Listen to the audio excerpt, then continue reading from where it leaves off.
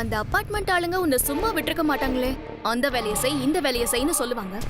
நீ எல்லா வேலையும் முடிச்சிட்டு நைட் தானே வீட்டுக்கு வருவ. என்னன்னு அப்புறம் சொல்றேன். வா பொங்குடி. ஐயோ ஜீவா, என்னாச்சு உங்களுக்கு? ஏன் 2 பேர் முகமுமே நல்லா இல்ல?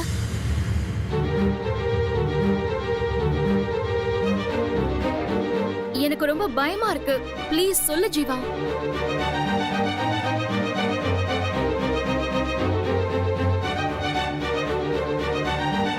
என்ன? ஏய் பூங்குடி. பொங்குடி. பூங்குடி. பொங்குடி. ஏய் பூங்குடி. பூங்குடி என்னாச்சு? பூங்குடி, எந்திரி பூங்குடி. சீக்கிரமா வா. எந்திரி பூங்குடி. கண்ணு திறந்து பாரு. ஏய் பொங்குடி. பூங்குடி, கண்ணு திறந்து பாரு. பொங்குடி.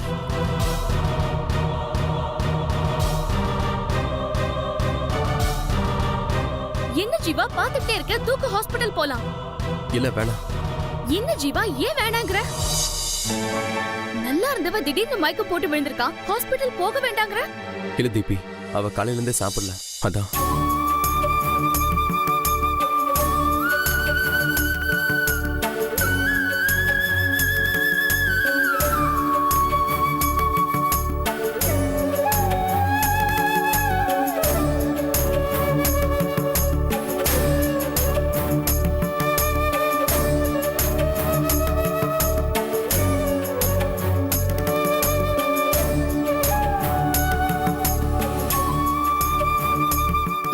சாப்பிடலையா?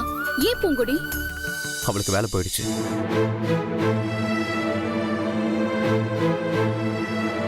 என்ன ஜீவா சொல்ற? வேலை போயிடுச்சா? எப்படி? அபார்ட்மெண்ட்ல முன்னாடி பால் பாக்கெட் போட்டுட்டு இருந்தவன் பொறாமையில ஒரு பாக்கெட்ல விஷத்தை கலந்து வச்சிட்டான். சோ அது ரொம்ப பெரிய பிரச்சனை ஆயிடுச்சு. அதனால அபார்ட்மெண்ட்ல இருக்கிறவங்க உயிரோட விளையாட வேணாம்னு சொல்லி மேனேஜர் வர வேணாம்னு சொல்லிட்டாரு. இது என்ன முட்டாள்தனமா இருக்கு? எவனோ ஒருத்தன் பைத்தியக்காரத்தனமா பண்ணதுக்கு பூங்கொடி என்ன பண்ணுவா பாவம். இதுக்கு அவளை போய் வேலைக்கு வர வேணாம்னு சொல்றது எந்த விதத்துல நியாயம்? அதெல்லாம் பேசி பார்த்துட்டேன். அங்க எதுவுமே எடுபடல. அதுதானே ஜீவா இவளோட இன்கம்க்கு ஒரு பெரிய சோர்ஸாவே இருந்துச்சு. அது இல்லைன்னா எப்படி? அந்த கவலைனால தான் பூங்கொடி எதுவுமே சாப்பிடல. இப்போவே 15 டேஸ் ஆக போகுது. இனிமே ஏர்ன் பண்ணி ஆண்டி கிட்ட 2 lakhs கொடுக்க முடியுமா? என்ன நடக்குதுன்னு பாப்போம். நீ வா பூங்கொடி.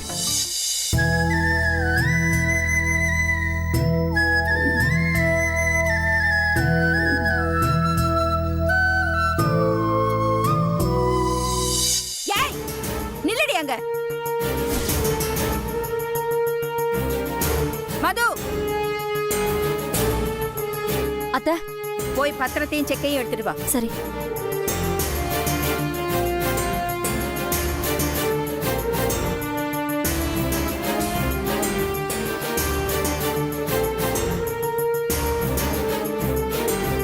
நீ என்கிட்ட சபதம் போட்டு இன்னையோட 15 நாள் ஆச்சு.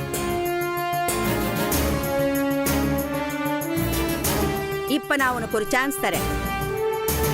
இனிமே நீ எப்படியெல்லாம் பிச்சை எடுத்தாலும் 1 மாசத்துல நீ 2 லட்சத்தை திருப்பி கொடுக்க முடியாது. இந்த வீட்டை விட்டு நீ ஓட்டாண்டியா போறதை விட லட்சாதிபதியா போறதுக்கு ஒரு சான்ஸ் தரேன்.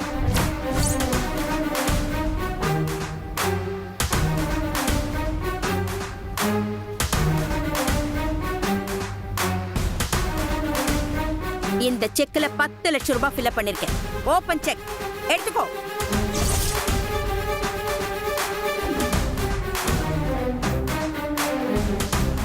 ஆனா ஒரே ஒரு கண்டிஷன். ஜீவாவுக்கும் எனக்கும் எந்த சம்பந்தமும் இல்லைன்னு, அவர் யார வேணா கல்யாணம் பண்ணிக்கலான்னு, இனிமே ஜீவா வாழ்க்கையில குறுக்க வரமாட்டேன்னு இந்த பத்திரத்துல எழுதி கையெழுத்து போட்டு கொடுத்துட்டு இந்த செக் எடுத்துட்டு வெளியில போ.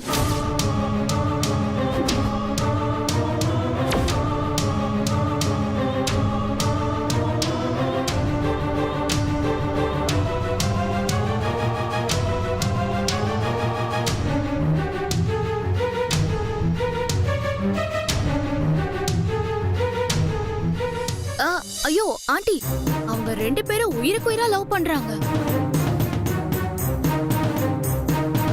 பூங்கொடியால மட்டும்தான் ஜீவாவை சந்தோஷமா பாத்துக்க முடியும். அது எதையுமே நீங்க யோசிக்காம எப்படி ஆண்டி இப்படிலாம் பேசுறதுக்கு உங்களுக்கு மனசு வருது?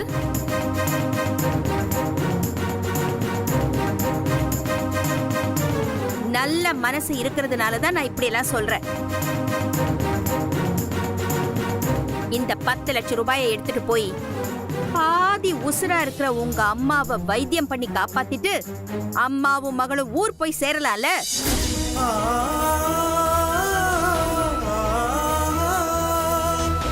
உன் அம்மாவையாவது மானம் மரியாதையோட காப்பாத்துறதுக்கு ட்ரை பண்ணு.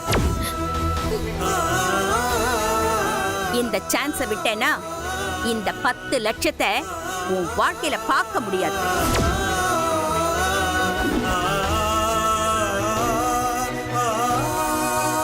என் பையனை மடக்கி போட்டு கோடி கோடியா சுருட்டலான்னு நீ பேராசைப்பட்டதுக்கு பெரும் நஷ்டம் இல்லாம 10 லட்சம் ரூபாய் உனக்கு கிடைக்கும்.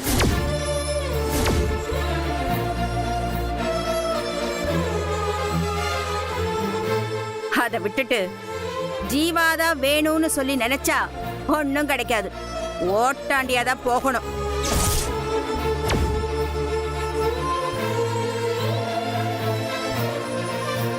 மேடம், நான் காதலிச்சது ஜீவா சார் மட்டும்தான்.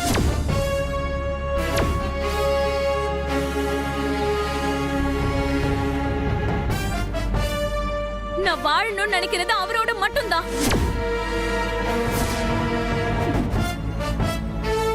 உங்க பணமும் வசதியும் எனக்கு தேவையில்லை. இப்பவும் சொல்றேன், நீங்க என்னை எவ்வளவு கேவலப்படுத்தினாலும் சரி, நான் இங்க இருந்து போக மாட்டேன்.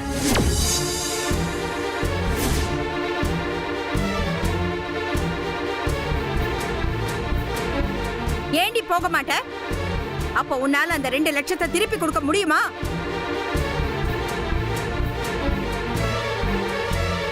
கொடுக்க முடியுமாடி?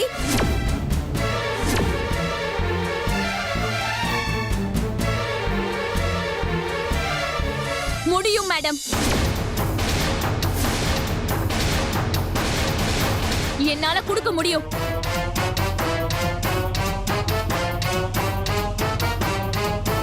முடியாதுன்னு நினைச்சவங்க முன்னேறினதும் இல்ல, முடியும்னு நினைச்சவங்க முடங்கி போனதும் இல்ல. நீ முடங்கி போறியா இல்லையான்னு பாருடி. நல்லா இருந்த காலை வச்சே உன்னால சம்பாதிக்க முடியல. இதுல இப்ப நொண்டி காலை வச்சுட்டு சம்பாதிச்சிடுவியா? அவங்க ஒசரத்துக்கு ஏத்த மாதிரி தாண்டி ஆசைப்படணும். இன்னும் 15 நாள்ல நீ பணத்தை திருப்பி கொடுக்க முடியாம வந்து நிக்க போற. நான் உன்னை இந்த வீட்ல இருந்து தொடப்பத்தால அடிச்சு விரட்ட போறேன்.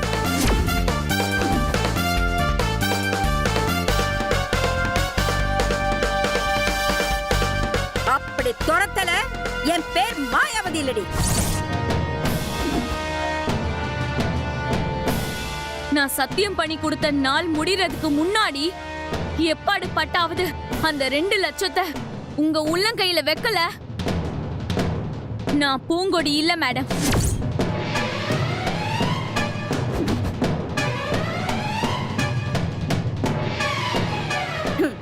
என்னடி ஏன் சவாலுக்கு சவால் விடுறியா? மேடம், இது சவாலும் இல்ல சத்தியமும் இல்ல, என் கடமை.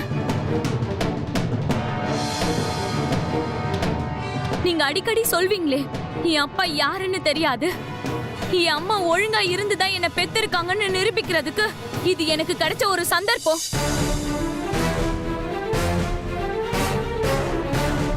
அதை நான் தவற விட மாட்டேன் மேடம். அந்த கடமையை நான் செய்வேன்.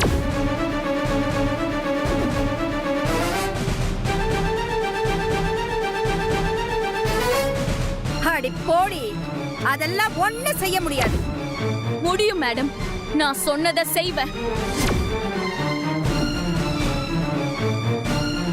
செஞ்சு இதே வீட்ல நிரந்தரமா இருப்பேன்.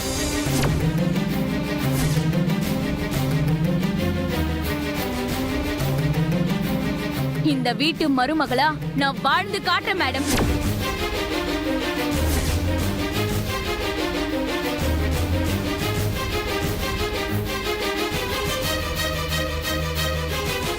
இத பாருடி, அது ஒரு நாளும் நடக்காது. நடக்கும் மேடம். இன்னைக்கு என்ன வெறுத்து ஒதுக்குன நீங்களே நீதான் என் மருமகனை ஒரு நாள் சொல்வீங்க.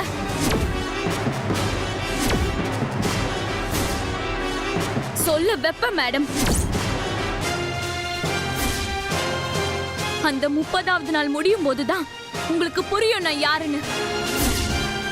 பாப்போண்டி, நீ யார் நானா யார் ஜெயிப்பாங்கன்னு. மேடம் பூங்குடி, நம்ம ஜெயிப்போன்னு சொல்றதை விட செயல்ல காட்டுவோம். இவங்க இப்படிதான் புரியாம பேசிக்கிட்டு இருப்பாங்க. இவா நம்ம போலாம். டேய், கைய விடுறா. விடுறா அவள. எவ்வளோ ஒரு பிச்சைக்காரி பெத்த தாயை எதிர்த்து பேசுறா. அத வேடிக்கை பாக்குறது இல்லாம அவளுக்கு வக்காலத்து வாங்கி பேசுற. ஒரு நிமிஷம் ஆகாது இவளை கழுத்தை பிடிச்சு வெளியே தள்ளுறதுக்கு. ஓ முகத்துக்காக பாக்குறேன்டா.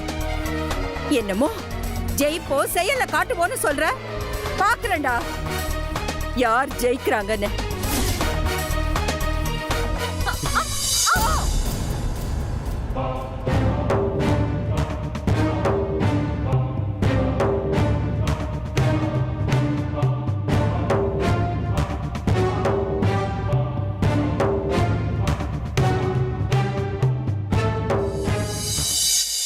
என்ன ஆண்டி இந்த போடு போட்டுட்டு போறா? காஞ்ச ஓலை காத்துல ஆடுனா சத்தம் வரத்தான் செய்யும். உடைச்சி பார்த்தேன்னா உள்ள ஒண்ணும் இருக்காது. அதே மாதிரிதான் இவளும். அப்போ தொடப்பத்தால அடிச்சு துரத்துறது கன்ஃபார்ம் தானே? அதுல எந்த மாற்றமும் இல்லை.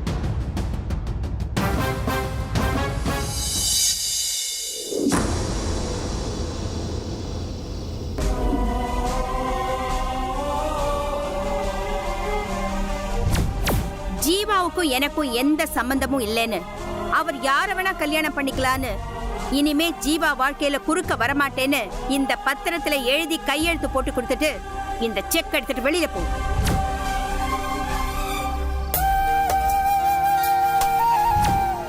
இன்னும் 15 நாள்ல நீ பணத்தை திருப்பி கொடுக்க முடியாம வந்து நிக்க போற.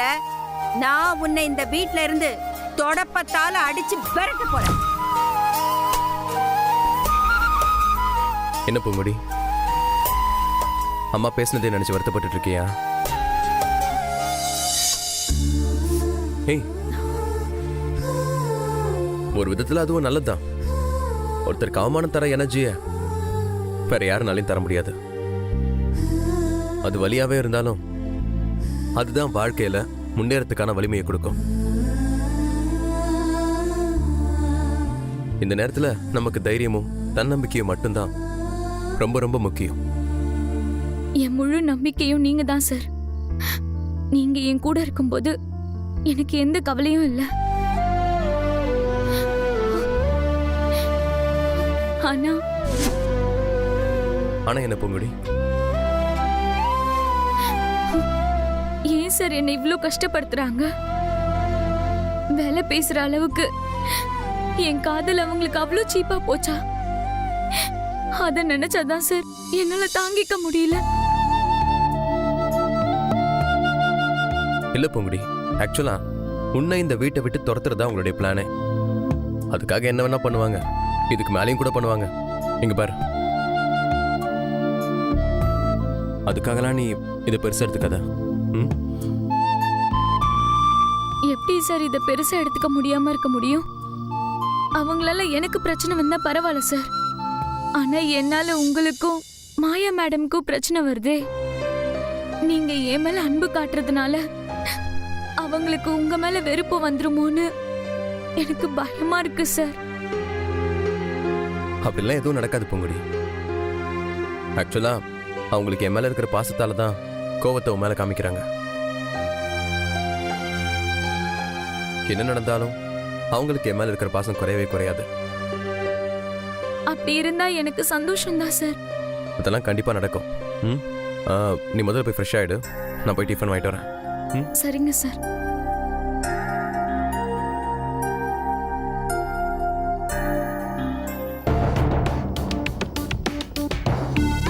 ஜீவா, அன்பா பேசி அவளுக்கு தைரியம் கொடுக்கறியா? இப்ப பாரு, அன்பா பேசி எப்படி அவளை கன்ஃபியூஸ் பண்ணி விடுறேன்னு.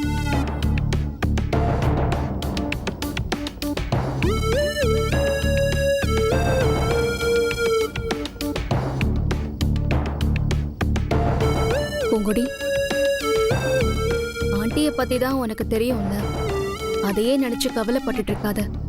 நீ ஈஸியா சொல்லிட்ட, ஆனா என்னால கவலைப்படாம இருக்க முடியல. எனக்கு ஒன்று தோணுது, அதை நான் உன்கிட்ட சொல்லவா? சொல்லு தீபி. ஆண்டி உனக்கு தரேன்னு சொன்ன 10 லட்சத்தை நீ வாங்கியிருக்கலாம் பூங்கொடி. தீபிகா, நான் அதை வாங்கினேன்னா நான் விட்ட சவாலுக்கு ஒரு அர்த்தமே இல்லாம போயிடும். இல்ல பூங்கொடி, இந்த சேலஞ்சில் நீ ஜெயிக்க மாட்டேன்னு என் உள் மனசு சொல்லுது. என்னடா இப்படிலாம் சொல்றாளேன்னு ப்ளீஸ் தப்பா நினைக்காத பூங்கொடி. பிகாஸ் இதான் பிராக்டிக்கல். சொல்றதுக்கு எனக்கே கொஞ்சம் கஷ்டமா தான் இருக்கு, பட் இருந்தாலும் நான் சொல்றேன். உங்க அம்மாவும் ஜீவாவும் உனக்கு 2 கண்ணு மாதிரி. 30 நாள்ல 2 லட்சம் ரூபாய் கொடுக்க முடியலன்னா நீ ஜீவாவையும் இழக்கணும், ஹாஸ்பிட்டல் செலவுக்கு காசு இல்லாம உங்க அம்மாவையும் இழக்கணும். பட் ஆண்டி கொடுத்த 10 லட்சத்தை வாங்கிட்டீன்னா அட்லீஸ்ட் உங்க அம்மாவையாவது காப்பாத்திரலாம்ல. இது ஜஸ்ட் என்னோட ஒப்பீனியன் தான், சரியா தப்பான்னு கூட எனக்கு தெரியல. ஆனா நீ நிதானமா யோசிச்சு ஒரு நல்ல முடிவெடு. நான் போய் தூங்குறேன்.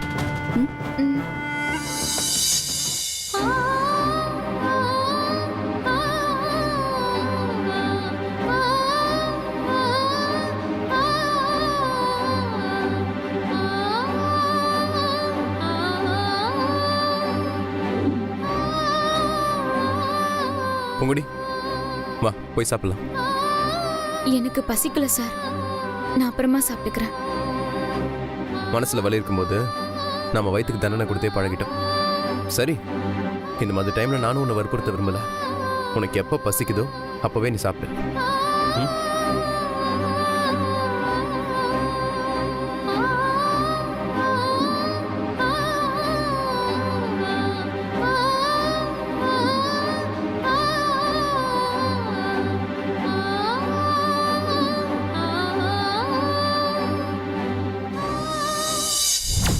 முப்பது நாள்ல அந்த பணத்தை நான் திருப்பி தரலனா நான் ஜீவா சாரை விட்டு பிரிஞ்சு போயிடுறேன்.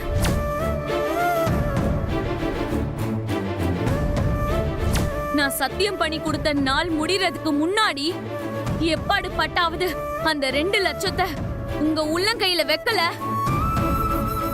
நான் பூங்கொடி இல்ல மேடம்.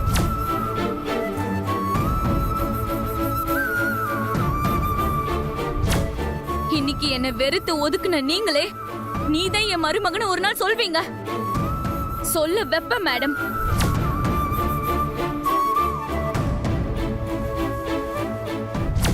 ஆப்ரேஷனுக்காக 1 மாசத்துக்கு முன்னாடி எங்கள் அம்மாவை இந்த ஹாஸ்பிட்டலில் சேர்த்தேன். ஆனால் இன்னும் ஆப்ரேஷன் நடந்த பாடு இல்லை. பணத்தை பற்றி கவலைப்படாதீங்க சார். எங்கள் அம்மாவுக்காக நான் எத்தனை லட்சம் வேணாலும் செலவு பண்ண தயாராக இருக்கேன்.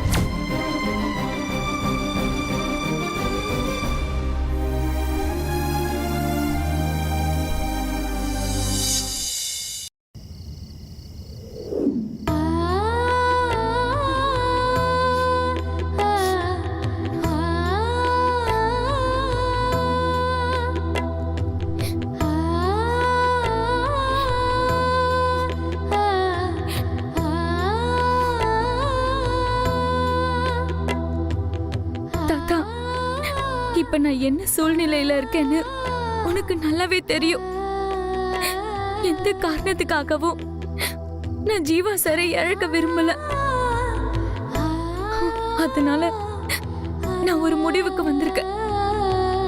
என் பிரச்சனையை தீர்க்கிறதுக்காக தான் கடவுள் அந்த ஆளோட அம்மாவுக்கு கிட்னி தேவைப்படுறத என் பார்வையில காட்டியிருக்காரு. இப்ப என் கிட்னியை தானம் பண்றதை விட எனக்கு வேற வழி தெரியல. என் கிட்னியை கொடுத்துதான் என் காதலை நான் காப்பாத்திக்க போறேன்.